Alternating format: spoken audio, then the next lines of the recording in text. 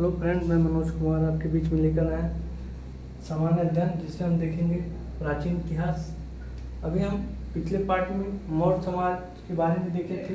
अब उसमें कुछ बाकी था, आज हम देखेंगे मौर्य समाज के आगे कुछ पार्ट। इसमें है अपने साम्राज्य के उत्तरी पश्चिमी भाग में उनके राज्य ज्ञाओं के लिए अशोक ने लिपियों का प्रयोग किया था।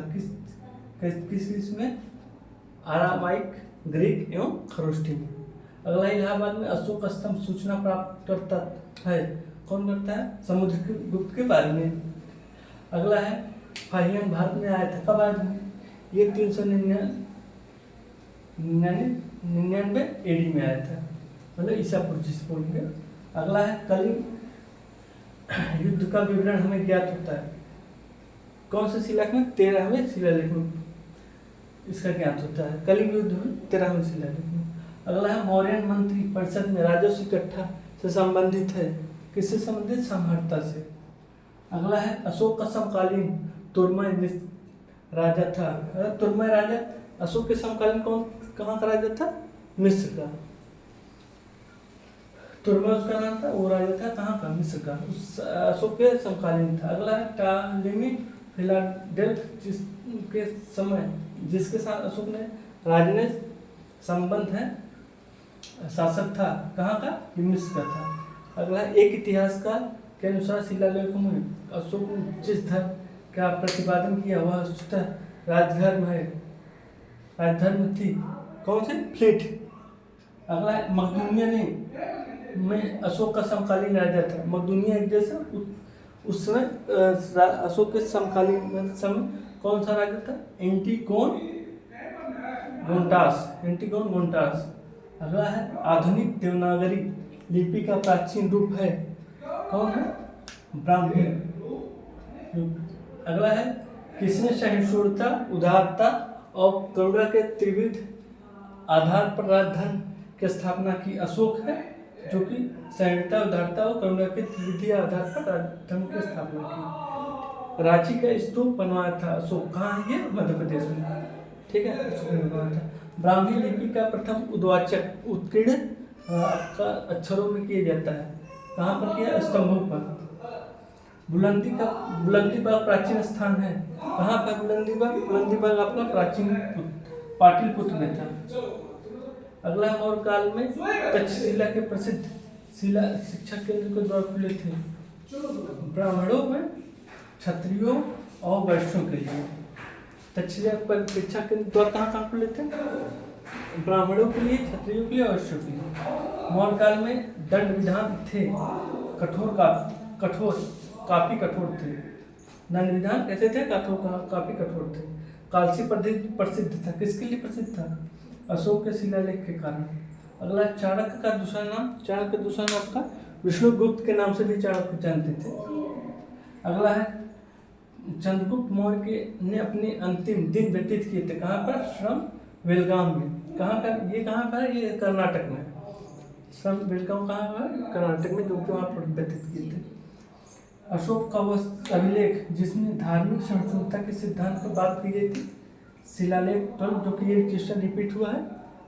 अगला हम देखेंगे मौर्योत्तर कालीन भारत। इसमें सिमुख संस्थापक था कहाँ का? सातवाहन का। अगला है कादम्बर छत्रों ने अति दुर्बल सिक्के प्रचलित किए थे। किस धातु के? ताम्र धातु के। अगला है अशोक के द्वितीय शिलालेख में उल्लेख नहीं है। किस चीज का उल्लेख नहीं है? सातवाहन का उल्लेख नहीं है उसमें। अगला है खारवेल के विषय में जानकारी का स्रोत है। हाथी गुम्फा के अभिलेख का उल्लेख है। खारवेल में के विषय में किसमें है? के विषय में जानकारी किसमें है? हाथी गुम्फा के अभिलेख जब उसमें देखेंगे तो उसमें खारवेल के विषय के बारे में बताया गया है। राजवंशों में सबसे प्राचीन राजवंश कौन सा है? सातवाहन। कौन सा? सातवाहन। अगला मौर्य के बाद दक्षिण भारत में सबसे प्रभावशाली राजवंश था सातवाहन। कौन सा प्रभावशाली था? मौर्य के बाद सातवाहन था। अगला सातवाहन की राजधानी अवस्थित थी कहाँ पर? अमरावती, जो कि इस समय आंध्र प्रदेश की राजधानी है। उस समय सातवाहनों की राजधानी थी।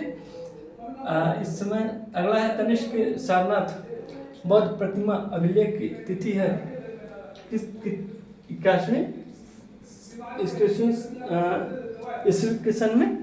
अगला है बुद्ध का सिक्कों पर अंकलन हुआ है किसके शासनकाल में? कनिष्क के शासनकाल में सिक्कों पर बुद्ध जी का अंकलन हुआ है। अगला उत्तरी तथा उत्तरी पश्चिम भारत में सर्वाधिक संख्या में तांबू के सिक्कों को जारी किया किसने? कुषाणों ने जारी किया था। अगला है काव्य शैली का प्राचीनतम नमूना अभिलेखों में मिलता है कठियावाड़ के रुद्रदामन में, अभिलेखों में, उनके अभिलेखों में मिलता है। अगला है प्राचीन भारत में नियमित रूप से सोने के सिक्के चलाए थे। सोने के सिक्के कौन चलाए? कुषाण ने प्राचीन भारत में। अगला बिना बेगार के सुदर्शन झील का जो धारण किया था किसने किया था? झीलों का उद्धार रुद्रदामन प्रथम ने। अगला है प्राचीन भारत के राष्ट्रीय इतिहास में पाणिनि और पतंजलि ख्याति प्राप्त नाम है फले फूले किसके समय? सुगवंश राजवंश के समय। अगला विक्रम संवत प्रारंभ हुआ था कब समय? कितने ईस्वी ईसा पूर्व से? 58 ईसा पूर्व से। अगला महाभाष्य के लेखक पतंजलि समायिक थे किसके समसामयिक थे? पुष्यमित्र शुंग के समय के थे। अगला है विक्रम एवं शक संवतों के अंतर कितने वर्षों का अंतर है? 135 वर्ष। कितने वर्षों का है? 135 वर्ष का अंतर विक्रम संवत और शक संवत। अगला है सूची ए से 2 मिलाना डेमेट्रियस किससे मिलेगा? हिंदू यान से, और रुद्रदामन शक है, गोंडो खनिज आकाई प्रभाव हो जाएगा, विम कुषाण है। अगला है देखेंगे हम प्राचीन भारत पर विदेशी आक्रमण। इसमें है मध्य प्रदेश में विदिशा के पास बेसनगर में गरुड़ ध्वज स्तंभ बनवाया किसने? बनवाया? हेलियोडोरस ने बनवाया, हेलियोडोरस ने। अगला है हमारे देश को इंडिया संबंधित किसने किया था? यूनानियों ने किया था, यूनानी ने किया था। अगला हिंदी यमन शासक जिसने शीशे के सिक्के चलवाए थे, जारी किए थे किसने? स्ट्रेटो ने। आज हम देखे हैं मौर्य साम्राज्य में जो बचे हुए पाठ हुए देखे हैं, और बाकी मौर्योत्तरकालीन भारत देखे हैं, और प्राचीन भारत पर विदेशी आक्रमण के बारे में देखा है। अभी इसके बारे में और देखना है, तब तक इसके बारे में नेक्स्ट पार्ट में देखेंगे। तब तक के लिए धन्यवाद।